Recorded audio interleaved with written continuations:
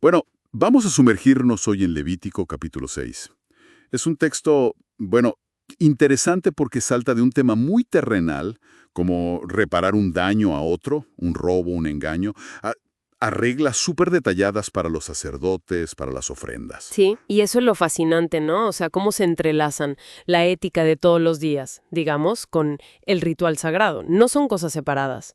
Las normas para restituir a alguien que perjudicaste son tan serias como las instrucciones minuciosas para el servicio en el tabernáculo. Totalmente. El texto es muy claro. Habla de ser infiel al prójimo. Menciona casos específicos, algo que te confiaron, un depósito, robar, extorsionar, incluso si encuentras algo perdido y mientes o juras en falso. Faltas contra la comunidad, sí, pero también vistas como un pecado contra Dios mismo. Y la solución que plantea es doble. Primero, claro, la restitución, devolver todo a la persona afectada.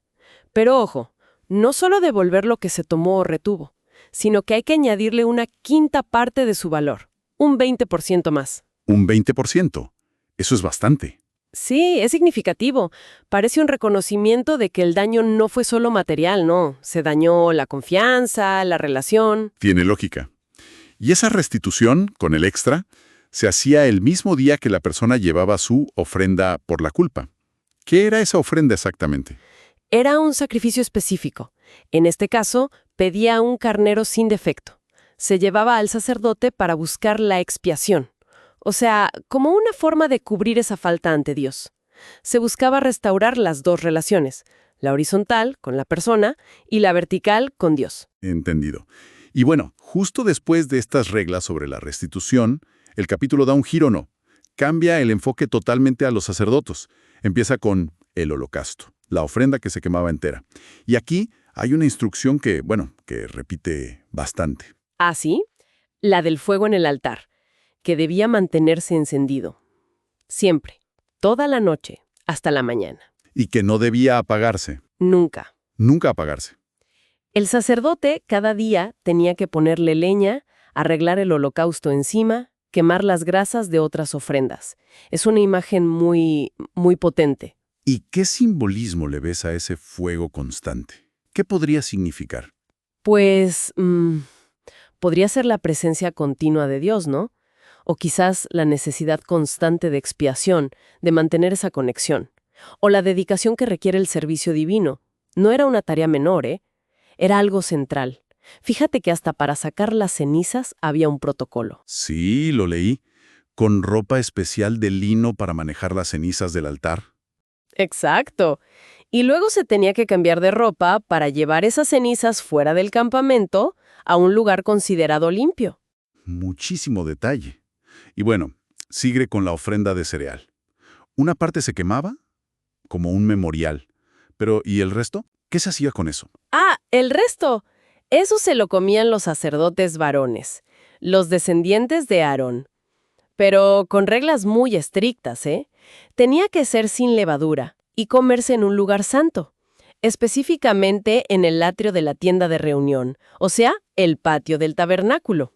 La llama Santísima. Y hay una frase ahí que me llama la atención.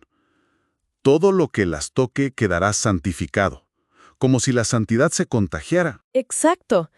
Ese es un concepto clave en Levítico. La santidad no es solo un estado, es casi como una cualidad activa que se transmite. Por eso tantas precauciones. Y hay una excepción interesante. La ofrenda de cereal que presentaba un sacerdote el día de su propia consagración, esa se quemaba entera. No la podía comer. Marca una diferencia en su función, ¿ves? Entiendo. Y para ir cerrando esa parte, habla de la ofrenda por el pecado. Otra ofrenda santísima. Se sacrificaba donde el holocausto, y el sacerdote que la ofrecía también la comía, de nuevo, en lugar santo. Pero el manejo de las cosas es muy específico otra vez. Sí, fíjate los detalles. Si la sangre salpicaba la ropa, había que lavar esa ropa en lugar santo.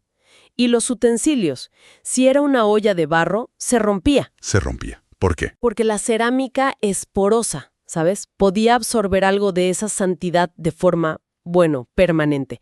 En cambio, si era una olla de bronce, como no es porosa, se podía fregar bien y enjuagar y reutilizarla. La santidad exigía un manejo muy cuidadoso.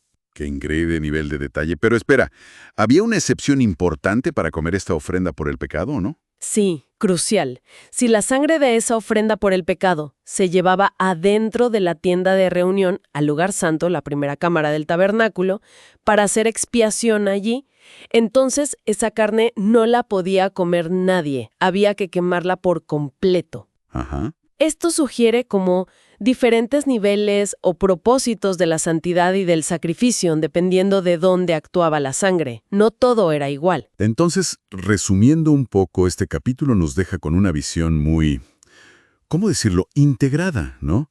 La justicia entre personas, reparar el daño, va de la mano con el orden sagrado, con los rituales detallados para mantener la relación con Dios. Exactamente. Son como dos caras de la misma moneda. La fidelidad al pacto.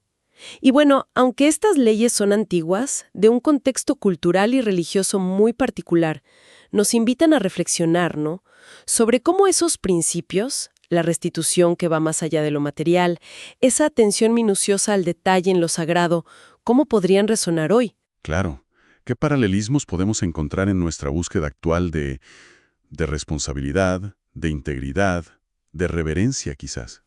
Queda esa pregunta flotando, ¿verdad? ¿De qué maneras esa conexión entre lo ético-social y lo espiritual o sagrado sigue siendo relevante para nosotros?